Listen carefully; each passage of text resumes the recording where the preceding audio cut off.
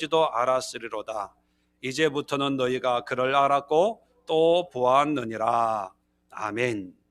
자, 오늘 이 말씀을 가지고 믿는 자 안에 있는 불신앙이라고 하는 제목으로 은혜를 나누려고 합니다.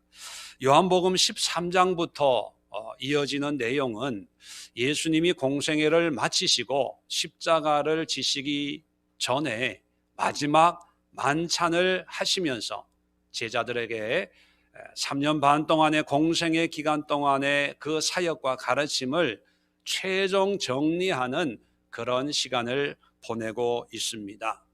예수님은 개인적으로는 십자가라고 하는 고난의 사건을 앞두고 있고, 또 상황적으로는 3년 반 동안 가르치고 또 권면한 그 제자들을 이제 남겨놓고 이제 떠나야 되는 이별의 그런 상황입니다. 자, 그런데 개인적인 십자가의 그 무거운 짐도 있지만 12명이 되는 제자들을 바라보면 참 예수님의 마음이 참 찹찹했다는 것을 알 수가 있습니다. 왜냐하면 13장부터 쭉 읽어보면 제자들의 면면에 대해서 얘기하는데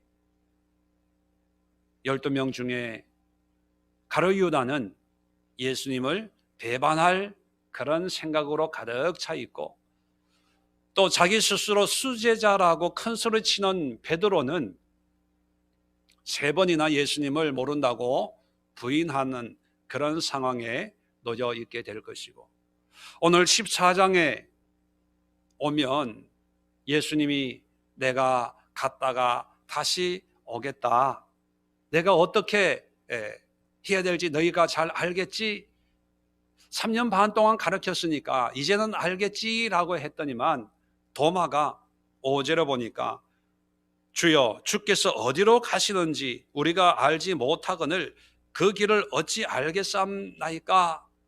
한마디로 얘기하면 모르겠는데요, 주님이 무슨 일을 할지 도통 모르겠습니다, 이러고 있는 거예요. 또 8절에 보면 빌립이 뭐라 그러냐면 주여 아버지를 우리에게 보여주옵소서 그리하면 좋겠나이다. 나를 본 자는 아버지를 봤다, 나를 알면 하나님을 아는 것과 똑같다, 그렇게 얘기를 했는데도 3년 반 동안 그런 복음과 능력과 이적을 보여주었는데도 마지막 순간 모르겠는데요, 예수님 하나님 좀 보게 해주세요, 만나게 해주세요, 이러는 거예요.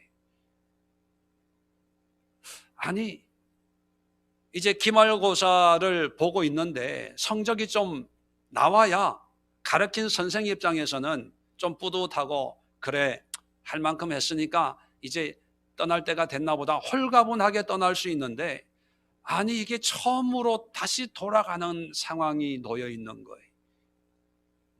이런 상황에 예수님이 하신 이 말씀을 오늘 함께 묵상하면서 제자들에게 있는 문제만이 아니라 우리 소위 말하는 믿는 자들에게도 평생을 신앙생활하고 모태 신앙을 가지고 있고 직분을 가지고 있고 제자훈련, 전도훈련, 영성훈련을 하고 있고 저 같은 목회자, 목회를 하고 있고 직분을 가지고 있노라 하면서도 우리 안에 있는 그런 불신앙적인 요소들이 있다는 거예요.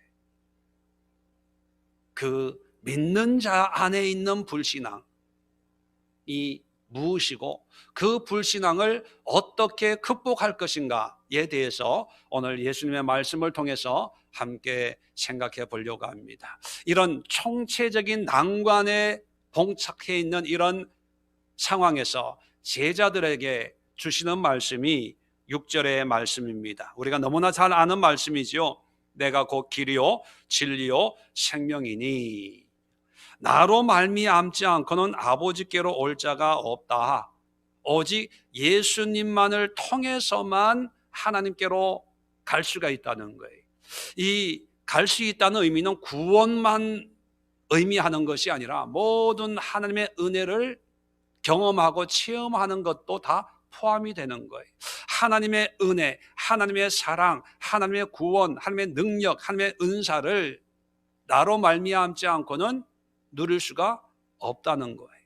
이것을 보다 확증적으로 확인시켜 주는 게 뭐냐면 7절에 너희가 나를 알았더라면, 예수님을 안다는 것은 곧 내 아버지도 알았으리로다. 하나님을 아는 거예요. 자, 이제부터 너희가 그를 알았고 또 보았다, 예수님을 알았고 보았다고 하는 전제는 뭡니까? 예수님을 알고 예수님을 보았기 때문에. 요점은 뭐냐면 예수님을 알고 보고 경험하면 곧 누구를 알고 보고 경험하는 거예요? 하나님을. 그러니까 하나님의 은혜를 누리려면 누구를 만나면 된다는 얘기죠? 예수님을. 그러니까 예수님이 전부라는 것을 얘기해 주는 거예요. 예수님이 전부. 이 전부를 좀 더 풀어서 설명한 것이 내가 길이요 진리요 생명이다, 이렇게 풀어서 세 가지로 말씀을 하고 있습니다. 이 세 가지가 바로 우리 믿는 자 안에 있는 불신앙의 요소에 대한 진단입니다. 진단. 자, 첫 번째 길이라고 하는 것은요, 어떤 의미냐 하면 어떻게 살아야 되나라고 하는 그에 대한 해답이 내가 길이다, 이 말씀입니다. 오늘날 우리 시대는 좀 느낌이 와닿지 않는데, 예수님 당시에 그리고 팔레스타인 지역에 사는 사람들에게는 길 하면 사는 방법이다, 살 수 있는 방법이다, 이게 어릴 때부터 습관적으로 문화적으로 머릿속에 새겨지는 용어입니다. 사막이나 광야에는 대상들이, 상인들이 낙타를 타고 이제 길을 떠나게 됩니다. 그런데 사막, 광야라고 하는 것은 그 당시엔 지도가 없지요. 그 당시에는 대상들이 다니는 길을 따라가면 꼭 만날 수 있는 것이 있어요. 뭐를 만날까요? 오아시스를 만나는 거예요. 오아시스를 만난다는 것은 살 수 있다는 거거든요. 그래서 내가 길이다라고 하는 것은 나만 따라오면 살 수가 있어.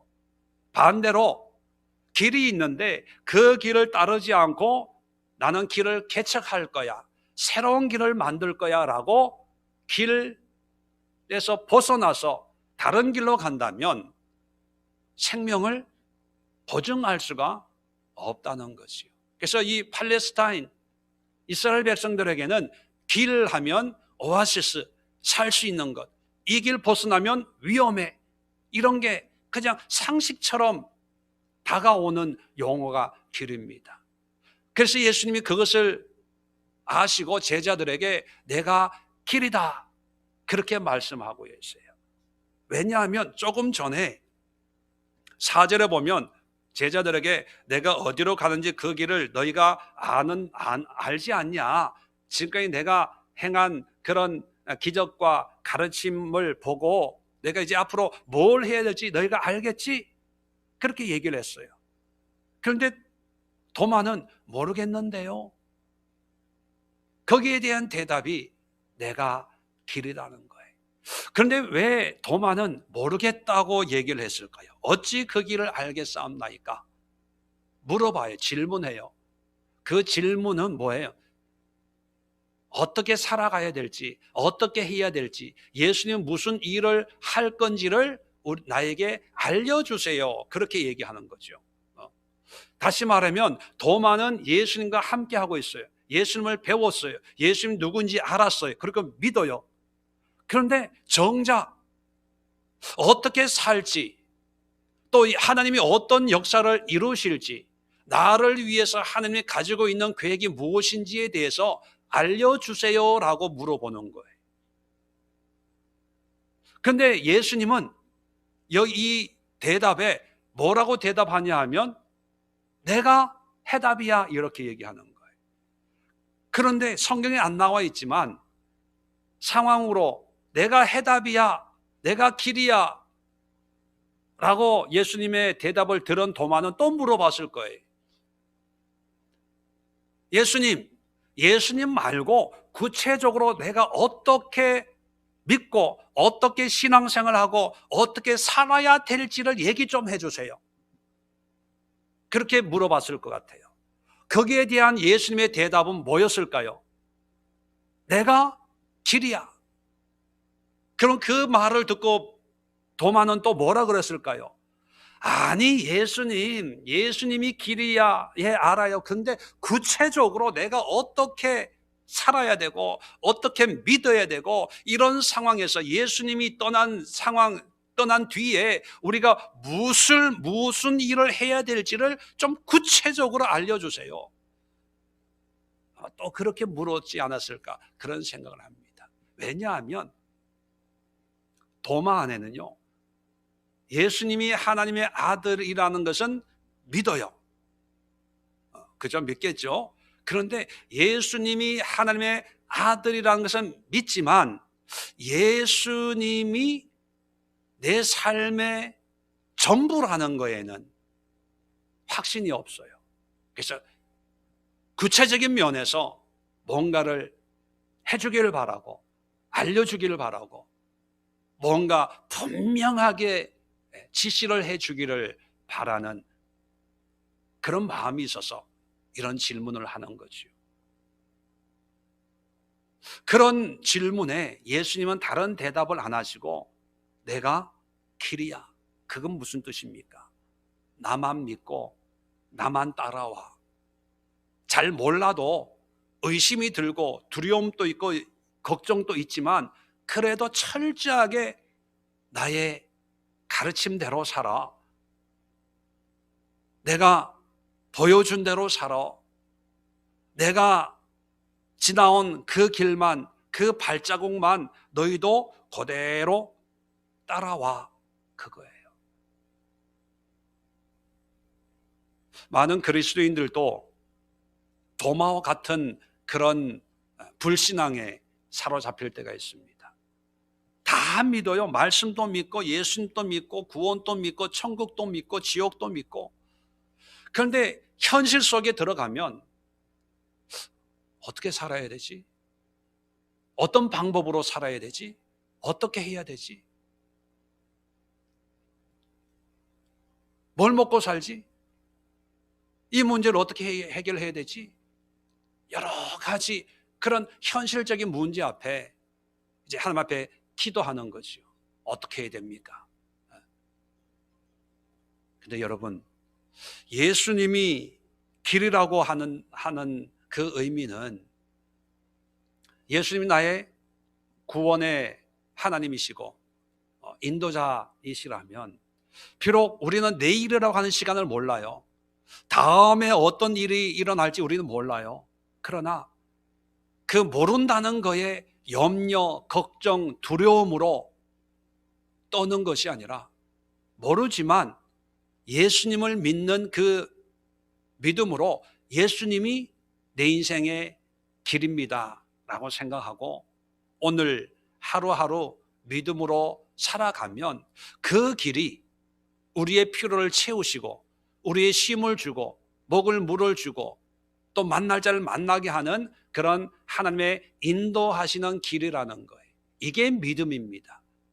이제 믿는 자 안에 있는 믿음은 내가 죽으면 구원받아 천국 가, 예수님 나의 구세주야, 이런 초보적인 기본적인 믿음에서 벗어나서 예수님이 나의 구세주라면 예수 안에 모든 삶의 의미가 있다는 것을 믿고 전적인 헌신과 순종의 삶을 사는 그런 믿음이 되어야 됩니다.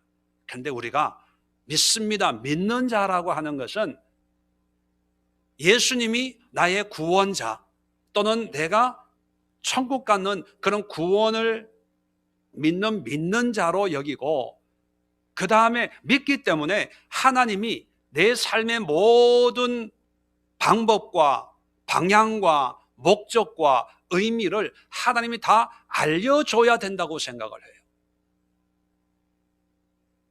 그래서 예수님 믿는 믿음으로 열심히 기도하는 거예요. 예수님이 이럴 때는 어떻게 하는 거예요? 하나님의 뜻이 무엇입니까? 알려주세요. 열심히 기도해요. 자, 그런데 그 기도가 나쁜 건 아니지만 기본적으로 그런 기도가 우리의 불신으로 말미암는 염려, 걱정, 근심, 두려움, 의심에 의한 그런 기도가 될 때가 많다는 거예요. 확신으로 기도하는 것이 아니라. 그러면 예수님이 도마에게 내가 길이다라고 말씀하신 그 의미는 뭐냐면 모든 삶의 방법이 예수 안에 있다는 거예요. 그러니까 어디로 가야 될지 무엇을 해야 될지 모를 때는 우리가 무슨 기도를 해야 됩니까? 예수님 안에 거하게 하옵소서. 예수님의 충만한 은혜 속에 머물게 하옵소서. 성령의 충만함을 경험케 하옵소서. 예수님 안에 들어가 있으면 성령의 역사로 또는 하나님의 역사로 우리에게 감동을 주셔서 어떤 방법으로 역사할지 모르지만 그 길과 방향과 목적을 알게 하신다는 거예요. 그래서 방법을 추구하지 말고 예수님을 추구하라는 거예요. 예수님이 길이기 때문에. 자, 두 번째, 진리. 내가 진리다 그렇게 얘기합니다. 이 진리라고 하는 것은 모든 인간이 추구하는 궁극적인 가치를 의미하는 거죠. 그래서 진리를 찾음으로 어떤 의미를 깨닫게 된다는 그런 의미를 가지고 있기 때문에 누구나 할 것 없이 자기 나름대로의 진리를 추구하고 있습니다. 우리가 진리 그러면 꼭 철학자들만 추구하는 어떤 학문적인 진리만 있는 게 아니라 오늘날의 진리는 뭐가 진리가 되고 있는 시대입니까? 물질, 돈. 또 어떤 사람에게는요, 정치가 진리처럼 자기의 삶의 의미를 주는 걸로 여기고 있습니다. 어떤 사람들은요, 인기가, 아이돌이 되려고 정말 피나는 노력을 합니다. BTS처럼 되려고. 그들에게는 자기 나름대로의 진리를 추구하는 거죠. 왜? 삶의 의미라고 생각하니까, 가치라고 생각하니까. 그래서 부모님들 반대를 해도 반대를 무릅쓰고 뭔가를 이루려고 하는 거예요. 자, 그런데 이러한 진리를 추구하기 위해서 하나님 부자 되게 해주세요. 하나님 유명하게 해주세요. 하나님 이번에 대통령 선거에서 대통령 되게 해주세요. 이렇게 기도하는 사람도 없지 않아 있겠죠. 자, 그런 상황에서 예수님 당시에도 그랬겠지요. 자, 이런 사람들의 욕구와 원함을 잘 알고 있는 예수님이 그런 진리에 대해서 뭐라고 얘기하냐면 내가 진리다 얘기하는 거예요. 내가 진리다. 마찬가지입니다. 제자들에게 내가 이제 이만하고 십자가를 지고 이제 하나님 나라에 갔다가 다시 너희를 데리러 이 땅에 오겠다. 그런 말씀을 얘기합니다. 자, 그런데 그런 얘기를 들어도 제자들에게는 그게 중요하지 않아요. 왜? 그들에게는 현실적인 문제가 더 급한 거거든요. 하나님 나라에 거할 처소를 만들고 오든 안 오든 그게 중요한 게 아니라 지금 유대인들의 핍박이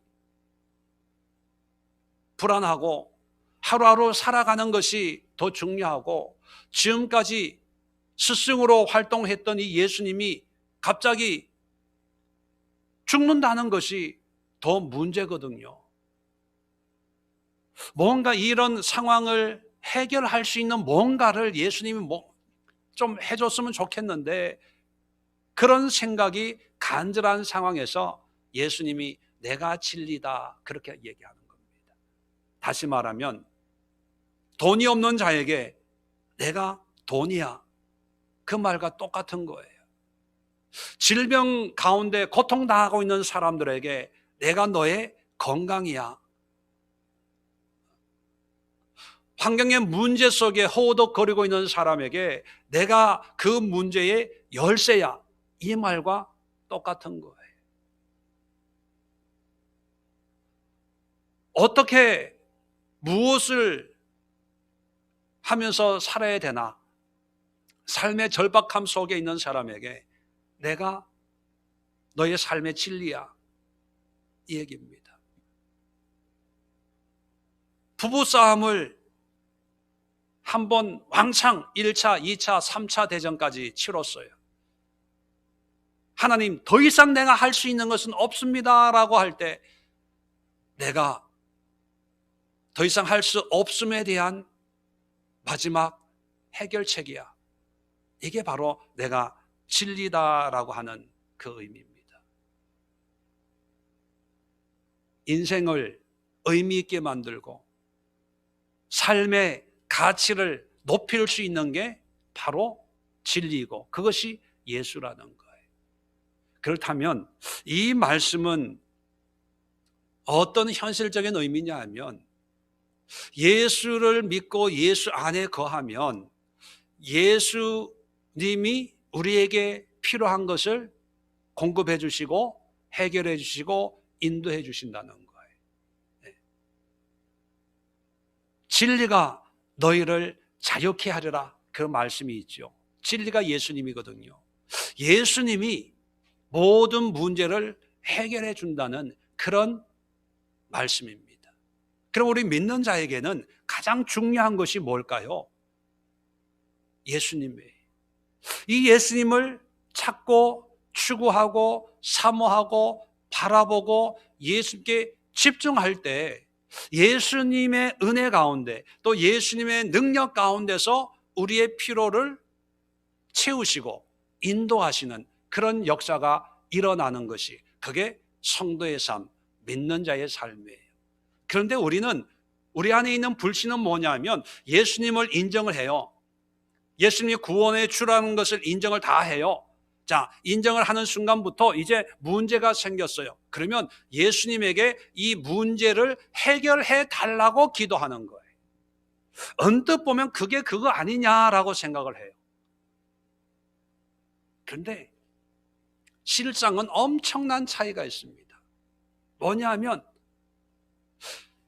우리 안에 불신은 뭐냐 하면 예수님을 통해서 뭔가 해결책을 얻고 환경이 달라지고 뭔가 내가 원하는 대로 되어져야 된다고 생각을 하고 그래서 이 문제에 대해서 열심히 기도하는 그런 모습이 우리에게 있죠. 그런데 내가 진리라고 얘기하는 이 예수님의 생각은 뭐냐면 예수님 안에 들어가면 예수님이 우리의 진리가 되어서 우리의 필요와 우리의 문제, 우리의 원함을 예수님이 스스로 판단하셔가지고 예수님이 보셔서 우리의 필요를 하나님의 뜻 가운데 이루어지도록 인도하시고 그러한 인도하심이 우리에게는 가장 알맞고 가장 유익되고 의미가 있는 삶이 된다는 거예요. 무슨 의미인지 개념인지 이해가 되시겠죠? 좀 더 또 한번 부연 설명을 하면 우리 안에 있는 불신앙으로 어떤 기도를 하냐면 하나님 이 문제가 꼭 해결되게 해주세요. 응답을 해주세요. 그렇게 기도를 해요. 자, 그런데 예수님이 내가 진리다라고 하는 그 의미는 뭐냐면 문제 해결이 내 뜻대로 되는 것이 아니라 내가 예수님 안에 머물면 예수님과 함께하는 삶을 살면 예수님이 보셔서 가장 나에게 필요한 것이 뭘까? 하나님이 판단하셔서 그래 이 문제가 있어야 네가 교만하지 않으니까 이 문제가 있는 게 너에게 진짜 좋은 거야. 이 질병이 너한테 있어야 네가 잠잠하고 겸손하고 그렇게 교회 예배 자리 차지하고 예배 드리고 있지 이 건강 없으면 동네방네 전국을 돌아다니면서 오지랖 넓게 그렇게 살다가 세상으로 가니까 내가 볼 때 이 질병이 너한테 있는 게 정말 좋은 거야. 내가 너를 이 질병을 가지고 있지만 내가 너를 가장 의미 있고 복된 삶으로 인도할게. 그것이 내가 진리라는 거예요. 우리의 진리는 부자가 되는 거지만 하나님의 진리는 가난이 진리일 수 있어요. 그죠? 사도 바울이 자기는 건강하면 열심히 사역을 할 수 있겠다고 생각해서 기도를 했어요. 그게 건강하게 되는 게 자기는 진리라고 생각을 했기 때문이죠. 그런데 하나님은 뭐라 그럽니까? 아니야, 너는 약해야 돼. 약한 데서 그 은혜가 온전하여지니까 약한 게 진리야. 그걸 깨닫고 기뻐하고 감사하고 자기 약한 걸 자랑했대요.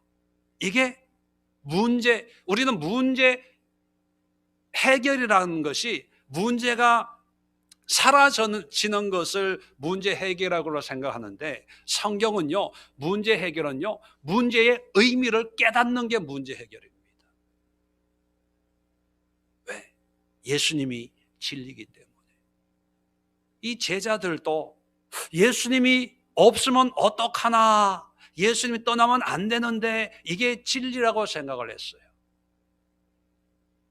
그런데 예수님이 있든 없든 그게 아니라 예수님은 내가 진리라는 거, 내 안에 있으면 있든 없든 상관이 없다는 거예요. 그래서 우리 믿는 자들이 추구해야 될 것은 내가 예수 안에 있냐 없냐 이걸로 씨름을 해야 되는데, 예수님이 나와 함께하고 있음을 믿습니다 이걸로 퉁치고요, 그 다음부터 문제를 가지고 씨름을 해요. 문제를 가지고. 왜 응답 안 해줍니까? 왜 인도 안 해줍니까? 왜 이런 고통이 아직도 여기 여전히 있습니까? 예수님 안에 들어가면요, 예수님이 진리이기 때문에 진리이신 예수님이 우리에게 필요한 것이 있다면 공급해 주시고, 필요치 않는다면 안 주실 것이고, 건강이 필요하다면 건강을 주실 것이고, 건강이 필요치 않다면 건강을 안 주실 거예요. 자, 그래서 진리이신 예수님 안에 들어가면 그 진리 안에 있는 나의 모습이 어떤 상태이든지 간에 기쁨과 감사로 살 수가 있는 거예요. 그런데 예수님 밖에 나오는 순간 세상적인 기준으로 볼 때 왜 나는 가난하지? 왜 나는 이렇게 아프지? 왜 나는 이렇게 되는 일이 없지? 자꾸 세상적인 관점으로 생각을 해서 이제 내가 믿는 예수님 앞에 열심히 기도하는 거예요. 열심히. 이것도 해주세요. 저것도 해주세요. 철야 기도하고 작정 기도하고 21일 기도하고 금식 기도하고. 한번 이런 상상을 한번 해보십시오. 아까도 말씀드렸지만 바울에게 하나님이 내 은혜가 내게 족하다 그렇게 말씀을 했어요. 자, 그 다음에 바울이 또 기도해요. 하나님 그래도 고쳐주세요. 금식 기도해요. 작정 기도해요. 이제 40일 기도해요. 자, 그러면 사람들은 어떻게 생각할까요? 바울이 믿음 생활 열심히 한다고 생각해요? 안 한다고 생각해요? 진짜 열심히 신앙생활 하는 거죠. 어떻게 그렇게 사역하면서 피곤한데도 또 철야 기도하고 금식 기도하고 작정 기도하고 참 기도하면 바울이야 바울. 저런 기도의 영성을 우리가 본받아야 돼. 아마 그랬을 거예요. 그런데 성경은 딱 3번 기도하고 기도 안 해요. 자, 그런 기도 안 하고 여전히 육신의 약함을 가지고 있어요. 그럼 사람들이 뭐라 그럴까요? 그렇게 기도 능력이 있으면 지 병이나 고치지. 자기 앞가림도 못하면서 누구 병 고쳐준다고 비난하고 조롱했을 거예요. 여러분, 한쪽은 사람들이 칭찬하는 신앙이고 한쪽은 사람들이 조롱하는 신앙이에요. 정작 하나님이 기뻐하는 신앙은 뭘까요? 세상에서 조롱받는 거예요. 왜 기도 안 해? 왜 하나님께 달라고 얘기 안 해? 그런 신앙이 오히려 하나님에게는 인정받는 신앙이라는 거예요. 중요한 것은 뭐냐면 기도하냐 안 하냐가 중요한 게 아니라 예수 안에 있느냐가, 예수로 만족하냐는 거예요. 예수님의 풍성한 은혜 가운데 거하면 내 삶이 어떠하든지 간에 그것이 모든 것으로 자유케 하는데, 내가 예수 안에 없으니까 가난하게 사는 게 부끄러워지는 거예요. 내가 몸이 약한 게 창피해지는 거예요. 이렇게 있는 내 모습이 사람들에게 부끄러워지는 거예요.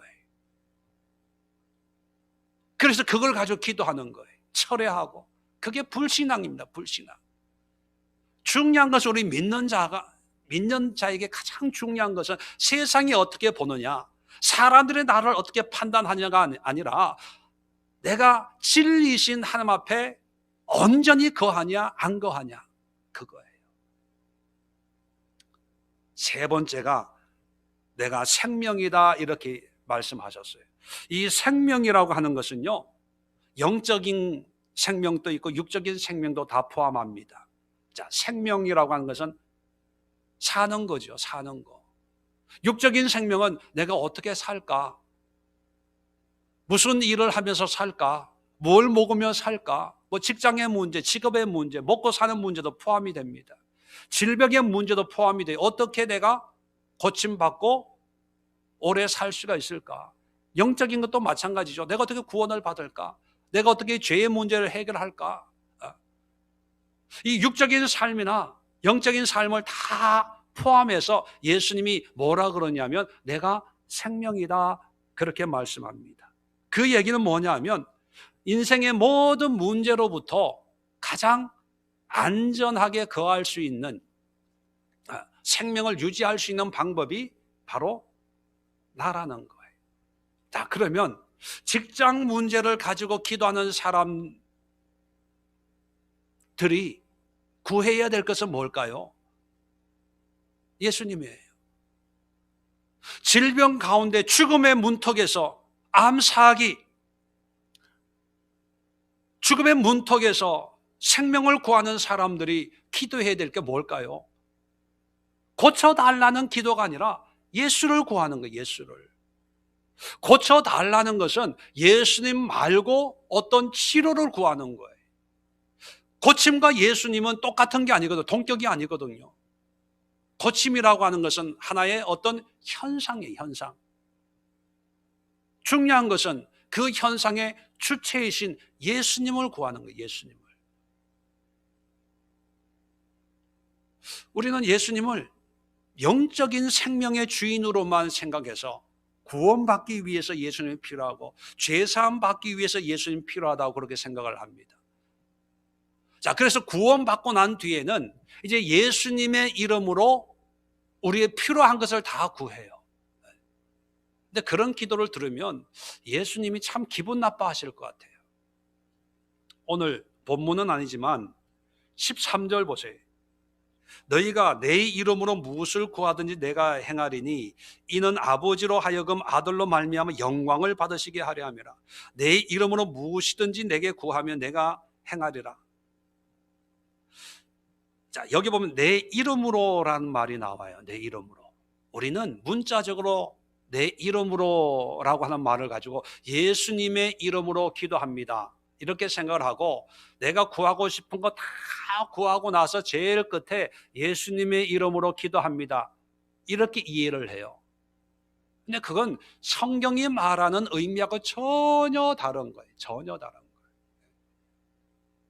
성경에서 얘기하는 이름이라고 하는 것은요, 예수님의 본질, 예수님의 마음, 생각, 뜻, 그런 의미예요. 옛날에 시골에 누구 집에 숟가락 몇 개 있는 거 다 아는 그런 시절에 어른들이 지나가다가 보고 너네 아버지 함자가 누구냐 물어보면 아무개입니다. 그러면 그래 뭐 이렇게 쓰다듬어도 주고 뭐 그런 시절이 있었잖아요. 그 시절에 부모님의 함자라고 하는 것은 이름 석자의 의미가 아니라 그 집안의 내력, 분위기, 삶의 모든 것을 다 포함하고 있는 거예요. 마찬가지로 예수라고 하는 그 이름은 예수 이름 두 자를 기도 끝에 붙임으로 하나님이 다 응답해 줄 줄로 믿습니다. 그게 아니라 예수님의 마음, 생각, 뜻, 예수님이 우리에게 가르치시는 그 가르침, 우리를 향한 하나님 예수님의 마음, 그 예수님의 성품이나 인격의 총체를 이름이라고 얘기합니다. 그래서 유대인들에게는 자기 이름을 얘기할 때 꼭 부모님을 갖다 붙이는 게 많아요. 눈의 아들 여호수아, 누구의 아들 누구. 그건 뭐냐면 자기의 존재의 의미를 자기의 어떤 개인적으로 드러내는 것이 아니라 이런 가정에서 자란 내가 이런 얘기를 하고 있으니까 들으세요, 믿으세요, 신뢰하세요. 그런 의미를 가지고 있어요. 우리가 예수님의 이름으로 기도한다는 것은 예수님의 마음이 이랬잖아요. 그래서 예수님의 뜻 가운데 내가 이렇게 기도하는 거예요. 하나님 아시겠어요? 이런 의미예요. 그러면 내가 기도하는 그 기도의 내용이 하나님의 마음에 합해야 되는데 우리는 하나님의 마음에 합하기보다는 내가 원하는 것을 구하고 나머지 뒤에다가 명찰 하나 딱 갖다 붙이는 게 우리의 기도입니다. 그렇다면 살아가면서 생명의 위협을 느낄 때가 있고 생명을 유지해야 될 때가 있고 생명의 의미를 기쁨과 감사함으로 만들어 가야 될 때가 있잖아요. 문제 앞에 하나님 죽겠습니다. 이 문제가 해결돼야 내가 살 텐데 해결해 주세요. 그럴 때가 있잖아요. 코로나19 앞에 염려와 근심과 두려움이 있잖아요. 이런 시대 앞에서 우리가 뭘 구해야 됩니까? 치료제를 주세요, 백신을 주세요가 아니라 예수님, 주님이 생명입니다. 주님을 구할 때 생명이신 그 예수님이 우리 가운데 역사한다는 거예요. 우리 안에 있는 불신앙은 그거예요. 예수님을 믿긴 믿는데 하나님이 뭔가 특별하게 역사를 해야 이 문제가 해결된다는 그런 불신이 있습니다. 변화가 일어나야 된다는 거예요. 그래서 예수님만 구하면 응답을 못 받는다는 불신이 있어요. 그래서 어떤 분이 그래요. 목사님, 예수님만 구하면 좀 이상하지 않아요? 우리가 성경 보면 구체적으로 하나씩 기도하고 구하고 해야 되지 않아요? 예수님만 구하라고 하니까 기도가 잘 안 된 것 같아요. 그런 분이 있어요. 그러면 그러죠. 그러면 세세하게 구하세요. 그래서 응답 받으세요. 응답 받으면 되지 뭐.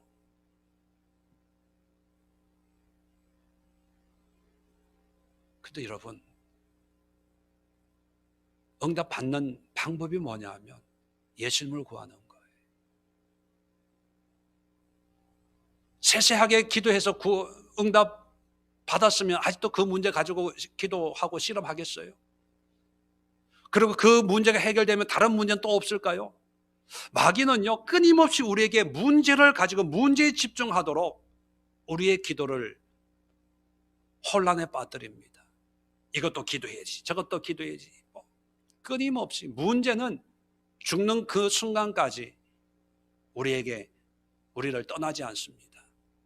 그런데 예수님을 구하면요, 예수님을 경험하고 예수님 안에 거하고 예수의 은혜로 충만하고, 오늘 14장도 예수의 이름으로 기도해라 하고 이어서 얘기하는 게 뭐냐면 16절에 다른 보혜사 성령을 얘기하는 성령을 보내주겠다는 거예요. 이 성령 안에 거하면 문제는 날마다 새로운 문제들이 일어나지만 성령께서 그 모든 문제를 해결해 주시기 때문에 우리는 염려하지 않아요. 걱정하지 않아요. 우리의 염려와 걱정은 예수님의 영이신 성령이 떠나지 않도록, 성령의 충만한 은혜를 잃어버리지 않도록 거기에만 집중하면 모든 것이 하나님의 뜻대로 이루어져서 하나님 보시기에 우리에게 가장 유익한 삶으로, 생명으로 인도해 주시는 거예요. 그런 하나님을 우리는 믿어야 되는데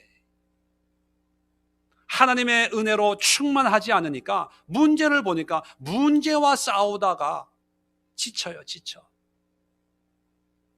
목사님, 그 문제 가지고도 기도해 봤어요. 그렇게도 철회해 봤어요. 다 해봤어요. 안 돼요. 네. 자, 결론으로 정리를 하면 길이요, 진리요, 생명이라고 하는 것은 우리식으로 번역을 하면 어떻게 살 것인가, 무엇을 추구할 것인가, 돈이냐, 명예냐, 인기냐, 그리고 어떻게 해결할 것이냐, 이 문제를, 이 돈 문제를, 코로나19의 문제를, 여기에 대한 해답이 뭐냐면 예수라는 거예요. 예수님 안에 거하면 예수님의 능력으로 우리의 인생의 길을 열어주시고 인생의 문제를 해결해 주시고 먹고 살 거, 건강의 문제 이런 걸 하나님이 우리에게 가장 유익한 것으로 인도해 주셔서 때로는 내 생각과 내 뜻과는 다른 방향으로 하나님이 인도하시는 것처럼 느껴지지만 뒤돌아서 보면 이렇게 인도하시는 것이 하나님이 나에게 가장 좋은 길이었구나, 그렇게 깨닫게 된다는 거예요. 미리 우리가 어리석어서 미리 앞날을 내다볼 수는 없지만 지나온 길은 되돌아볼 수는 있잖아요. 그걸로 판단할 수는 있잖아요. 나는 이렇게 되었으면 좋겠다라고 생각하지만 현실은 반대로 돼. 불평불만이 생길 수 있죠. 그런데 예수님의 은혜 가운데 있으면 지나와 보면 하나님 왜 나에게 이런 일을 경험하게 했는지 깨닫게 된다는 거예요.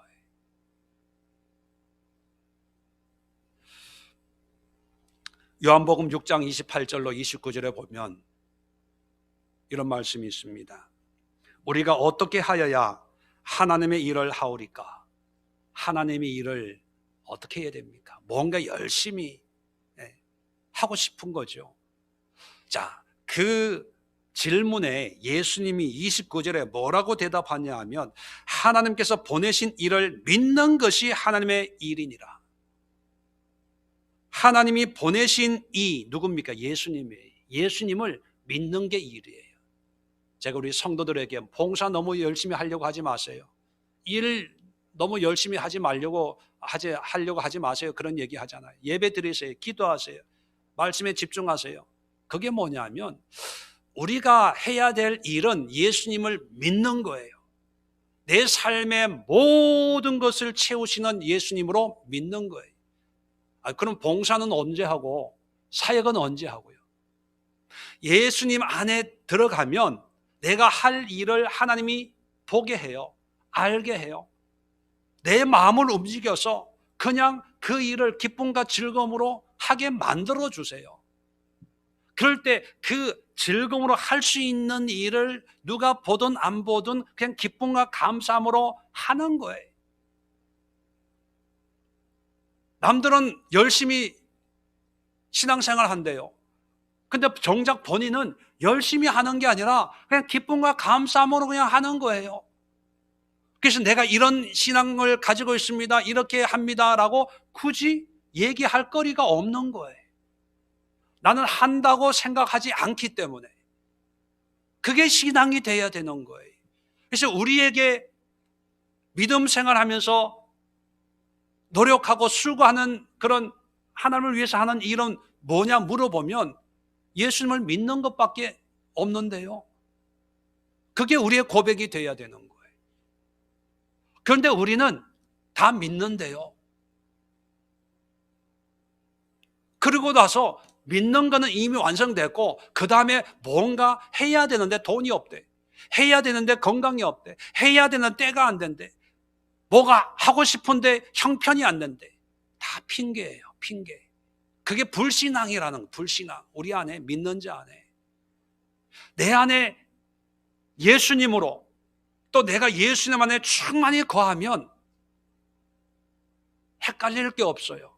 해야 될까 말아야 될까 궁금할 게 없어요. 하나님이 알려주세요. 목사님 어떻게 알려줘요? 경험해보면 돼요. 해보세요. 그러면 나는 그냥 이런 마음으로 이렇게 하는데 그런 도움을 받는 사람에게는 정말 절박한 환경에서 죽고 싶을 때 전화 한 통화 받고 회복이 되고 식사 한 번 하고 목사님 큰 힘이 됐습니다. 우리는 몰라요. 근데 하나님은 우리의 길이요 진리요 생명이기 때문에 우리의 모든 것을 하나님의 뜻 가운데로 사용하세요. 그게 성도의 모습이 아닐까요? 로마서 8장 28절에 우리가 알거니와 하나님을 사랑하는 자 곧 그의 뜻대로 부르심을 입은 자들에게는 모든 것이 합력하여 선을 이루느니라. 그의 뜻대로 부르심을 입은 자예요. 누구에게나 합력하여 선을 이루는 게 아니라 예수님 안에 있으면 예수님을 길이요 진리요 생명으로 믿는 사람들에게는 모든 것이 합력하여 선을 이루어요. 에베소서 4장 10절에 내리셨던 그가 곧 모든 하늘 위에 오르신 자니 내렸다 올랐다라고 하는 것은 예수님의 성육신을 얘기합니다. 하나님이 이 땅에 인간의 몸으로 오셨다가 이제 부활 승천한 것은 그런 뜻입니다. 이는 그 목적은 예수님이 이 땅에 오신 목적은 그런 뜻이죠. 만물을 충만하게 하려 하심이라. 만물을 채우기 위해서 하나님이 예수님으로 이 땅에 오신 거예요. 그리고 예수님을 믿는다면 그 하나님의 능력으로 만물을 우리에게 채워주세요.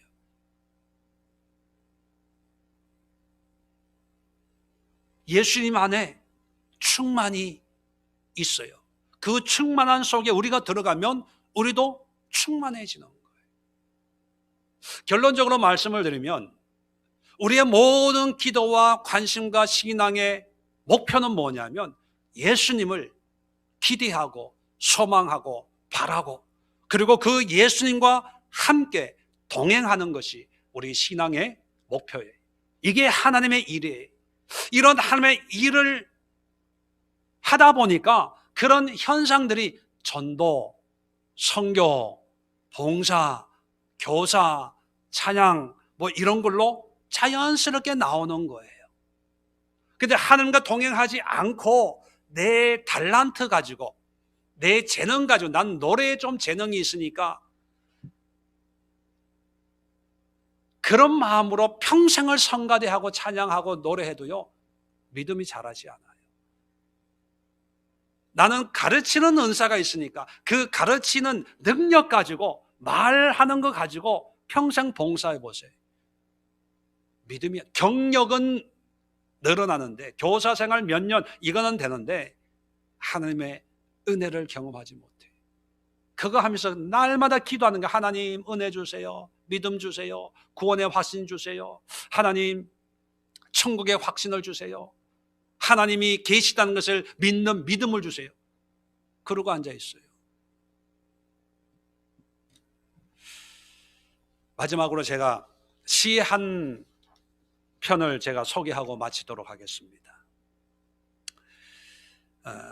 이 시를 쓴 분은 김종준이라고 하는 분인데 청년 때에 폐결핵을 알아서 옛날에 폐결핵은 거의 뭐 죽는다고 그랬죠. 그래서 마산 결핵 요양원에 가서 이제 죽을 날만 이제 기다리고 있었는데 그때 쓴 시입니다.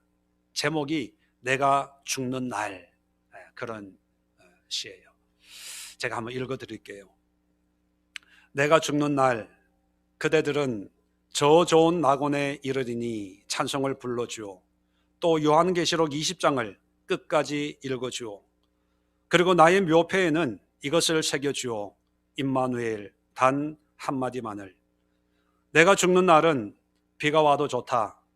그것은 내 죽음을 상징하는 슬픈 눈물이 아니라 예수의 보혈로 내 죄를 씻음 받은 감격의 눈물. 내가 죽는 날은 바람이 불어도 좋다. 그것은 내 모든 이 세상의 시름을 없이 하고 하늘나라 올라가는 내 길을 준비함이라. 내가 죽는 날은 눈이 부시도록 햇빛이 비쳐도 좋다. 그것은 영광의 주님 품에 안긴 내 얼굴의 광채를 보여줌이라. 내가 죽는 시간은 밤이 되어도 좋다. 캄캄한 하늘이 내 죽음이라면 저기 빛나는 별의 광채는 새 하늘에 옮겨진 내 눈동자이니라. 나를 완전히 주님의 것으로 부르시는 날, 나는 이 날이 오기를 기다리노라. 다만 주님의 뜻이면 이 순간에라도 닥쳐오기를, 번개와 같이 닥쳐와 번개와 함께 사라지기를.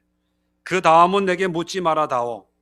내가 옮겨진 그 나라에서만 내 소식을 알 수 있을 터이니, 내 얼굴을 볼 수 있을 터이니. 이렇게 시를 마쳤습니다. 그리고 이 시를 쓴 김정준이라는 분은 죽지 않고 살아서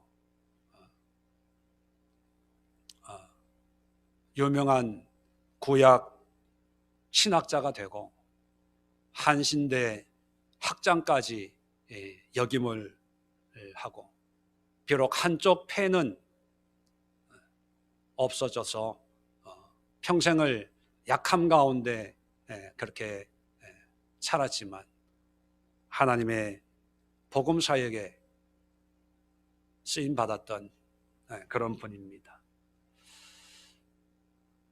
사람들은 죽음 앞에 설 때야 비로소 예수님밖에 없구나 느끼지요. 그런데 많은 분들이 너무 늦은 시간에 그걸 깨닫다 보니까 그저 예수님 한 분만으로 구원받는 은혜만을 누리는 경우가 많이 있습니다. 인생의 끝자락에서 예수님밖에 없구나 이런 깨달음을 지금 이 순간부터 우리가 한다면 더 많은 은혜와 또 더 많은 일들과 또 더 많은 사랑을 이 세상에 보여줄 수 있지 않을까 생각을 합니다. 그리고 더 의미 있는 인생을 지금부터 살아낼 수 있지 않을까 생각을 합니다. 여러분, 우리의 관심과 우리의 기도의 제목과 우리의 삶의 의미는 오직 예수님에게 있어야 됩니다. 예수님으로 말미암는 시간, 예수님이 주시는 물질, 예수님이 허락하시는 그 모든 것이 우리의 소유가 되어야지, 예수님을 통해서 우리가 원하는 것을 얻는 것은 그것은 하나님의 것이 아니라 우리의 욕심이고 세상적인 것이 될 수가 있습니다. 이제부터라도 예수님이 전부인 것을 깨닫고 이 예수님을 사모하고 사랑하고 경험하고 소유하고 예수님의 은혜에 들어가기 위해서 우리의 모든 관심과 모든 노력과 모든 영적인 육적인 수고를 아끼지 않는 우리 예수의 모든 성도들 될 수 있기를 주의 이름으로 간절히 부탁을 드립니다. 기도하겠습니다. 하나님 아버지, 코로나19로 온 세상이 혼란과 소동 가운데 있습니다. 그래서 사람들은 온 관심이 환경과 상황과 여건과